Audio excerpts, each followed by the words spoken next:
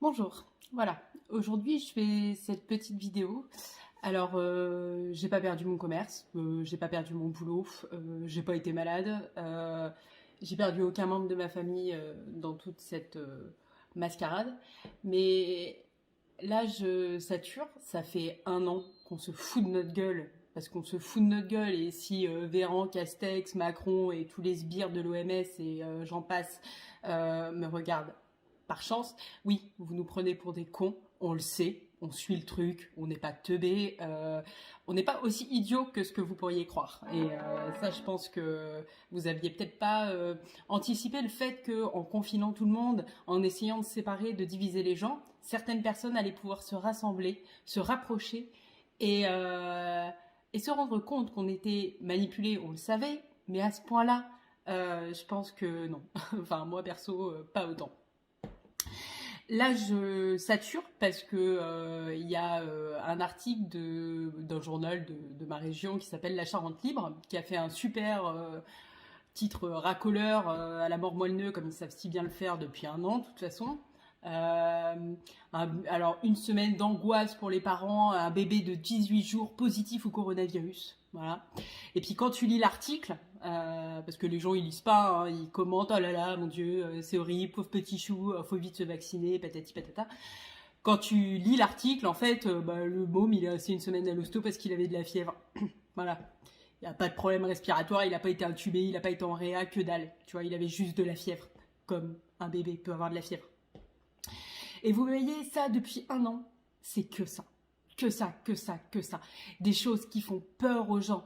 Ça, ils vous lobotomisent. Ils vous lobotomisent le cerveau. Vous allumez la télé, vous regardez la télé, les pubs, dans la rue, les gens masqués, le coronavirus partout, partout, partout. Vous n'entendez que ça. Vous êtes complètement... Les gens sont en train de devenir des zombies. Vous vivez dans un monde qui est complètement faux. On vous fait croire n'importe quoi. Alors oui, le coronavirus, il existe comme n'importe quel virus. Oui, il a tué des gens, comme la grippe. La tuberculose, ça fait 2 millions de morts par an. 2 millions de morts dans le monde par an, d'accord? Il y a un vaccin pour la tuberculose qui est efficace à peu près à 50%. Tout le monde s'en branle. Les pneumonies chez les enfants de moins de 5 ans, ça fait 1,2 million de morts par an. 1,2 million d'enfants de moins de 5 ans meurent tous les ans des suites d'une pneumonie. Est-ce que quelqu'un a dit quelque chose? Tout le monde s'en bat. Tout le monde s'en fout, tout le monde s'en balance. Alors, à tous ceux qui viennent me dire aussi, oh bah toi, si tu chopes le Covid, tu signeras une décharge pour pas te faire soigner à l'hôpital. Donc, vous allez dire ça aussi à tous les gens qui achètent des paquets de cigarettes, des bouteilles d'alcool, qui se font soigner pour des cirrhoses, les 75 000 personnes à peu près par an qui décèdent des suites d'un cancer du poumon. D'accord? Vous irez dire ça aussi à tous les gamins qui sont suivis pour obésité morbide parce qu'ils se goinfrent de saloperies que vous achetez dans les commerces. Donc non, la santé, elle dépend que de moi. Elle dépend pas de la personne que je croise dans la rue, qu'elle ait son masque ou pas. Faut arrêter de faire peur aux gens. On va devenir complètement dingue. Moi, je me suis engueulée avec des potes, avec ma famille. Tout ça pourquoi? Parce que, Natacha, t'es trop prise dans ton truc, là, faut que tu lâches. Mais non, je lâche pas. Moi, je lis la presse à l'étranger. J'ai été sur le site de l'OMS au mois d'avril l'année dernière. Qu'est-ce qu'ils ont dit sur le site de l'OMS? C'est marqué noir sur blanc. Vous pouvez les retrouver, les textes.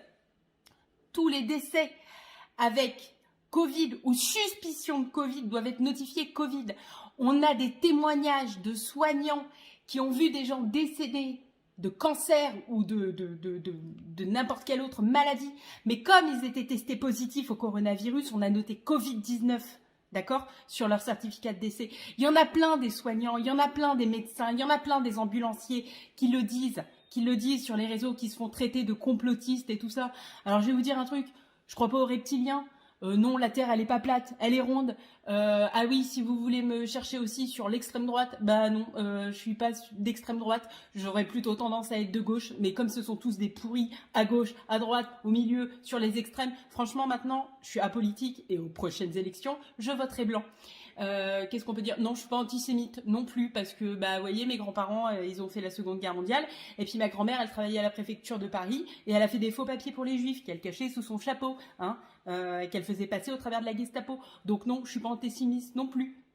Essayez de trouver un truc Ouais, si vous voulez. Mais le problème, c'est ça. C'est que vous essayez de diviser les gens. Vous les mettez dans des cases comme ça. Alors, oh, bah lui, il dit ça. Bah, il est complotiste. Oh, bah lui, il dit ça. Oh, bah il est d'extrême droite. Mais non, non, non. On est juste des gens qui ont conscience. On a un cœur. On a un cerveau. On sait faire preuve de réflexion.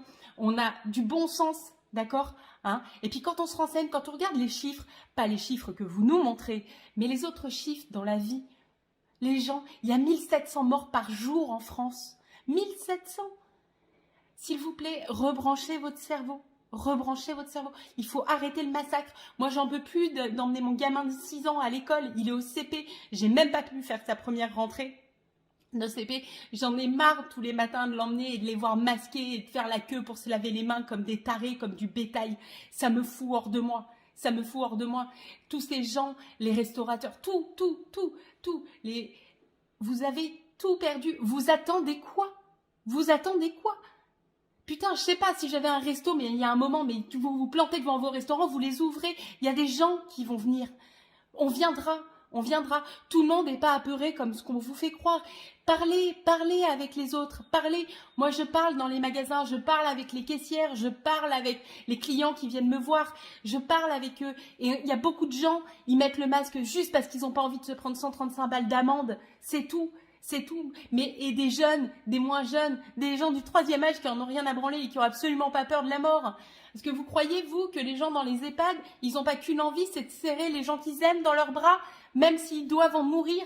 Mais bien sûr. Je vais vous dire un truc. L'année dernière, il y a eu une épidémie de bronchiolite hyper sévère. Vous savez ce que ça fait que d'appeler le SAMU à 8h du matin parce que votre fille dans vos bras qui a 4 mois, elle respire plus? Vous le savez, elle a passé 12 jours en réanimation pédiatrique au CHU de Poitiers. Au CHU de Poitiers, ils m'ont expliqué que tous les hivers, c'était la même merde et qu'il y avait des gamins cette année qui étaient dispatchés de Paris ou d'autres grandes villes vers d'autres hôpitaux parce parce que quand tu as 15 places en réa pédiatrique, genre pour une ville comme Poitiers, à Paris, c'est pareil. Et personne n'en a parlé. Et qu'est-ce qu'ils m'ont dit, moi, au service en réa pédiatrique? Ils m'ont dit, prenez votre fille dans les bras le plus souvent possible parce qu'il faut du contact. Et oui, parce que les câlins, ça soigne. Et c'est pas un truc d'hurluberlu. Il faut que les gens se rassemblent. Il faut arrêter tout ça. Vous pouvez pas les laisser. Vous pouvez pas les laisser vous terroriser. Quand on sait qu'on va mourir. Si vous avez peur de mourir, vous ne vivez pas. Le jour où vous n'avez plus peur de mourir, vous commencez à vivre. Et n'ayez pas peur. De toute façon, il se passera ce qui doit se passer. Ça fait 1 an qu'on vous prive de votre vie, d'accord? 1 an. Vous allez continuer combien de temps comme ça à vous priver de faire ce que vous voulez faire? Demain, mais peut-être que demain vous serez mort. Qu'est-ce que vous en savez? Oh, mais ça ira mieux dans 6 mois, on n'aura plus le masque et tout. Mais qu'est-ce que vous en savez dans 6 mois si les gens que vous aimez ou vous-même vous serez encore là? Vous ne savez pas. Vous ne savez pas. Le seul moment dans lequel vous êtes certain, c'est aujourd'hui. C'est le moment présent. Personne. On fait toujours des plans sur la comète, sur les mois, les années qui arrivent. Mais on n'en sait rien. On n'en sait rien. Et au final, on devrait s'en foutre royalement de ce qui nous attend.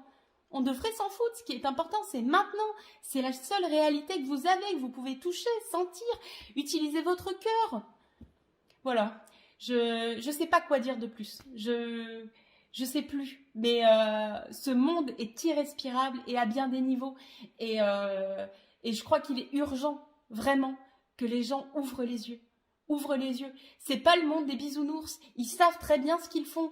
Pour quelle raison, franchement, j'en sais rien. J'ai des idées, parce que forcément, on parle beaucoup. Mais je pense très honnêtement qu'à un moment donné, certaines personnes se perdent dans la cupidité, dans l'avidité, dans la recherche du pouvoir, du contrôle et l'argent. Et l'argent, ça vous fait faire n'importe quoi. On sait très bien que des gens tuent pour l'argent. Est-ce que vous croyez qu'à un niveau peut-être un peu plus haut, c'est-à-dire pas les classes de bas étage comme nous, vous croyez que l'argent peut pas donner envie de tuer?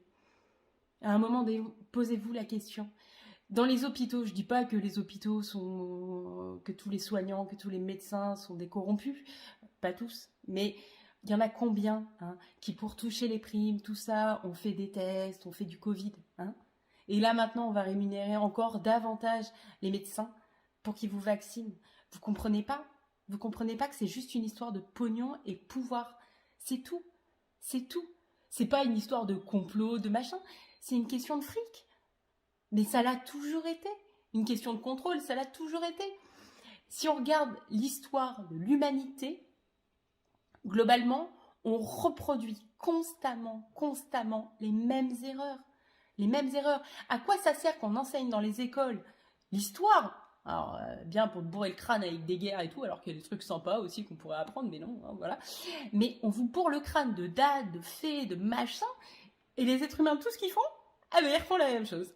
C'est quand même hallucinant. C'est quand même hallucinant. À quel moment on arrête ça? On arrête. On est là, on a le droit d'être là, hein, on est en vie. Personne a le droit de nous dire comment on doit vivre, comment on doit respirer, comment on doit se déplacer. On est libre, d'accord? Et toutes ces conneries qu'on vous apprend et qu'on vous parle dans un système, non, non. On peut avoir un système en cohérence, on peut avoir un système altruiste. On n'est pas obligé de terroriser les gens. Le management par la peur, non, non. On arrête tout ça.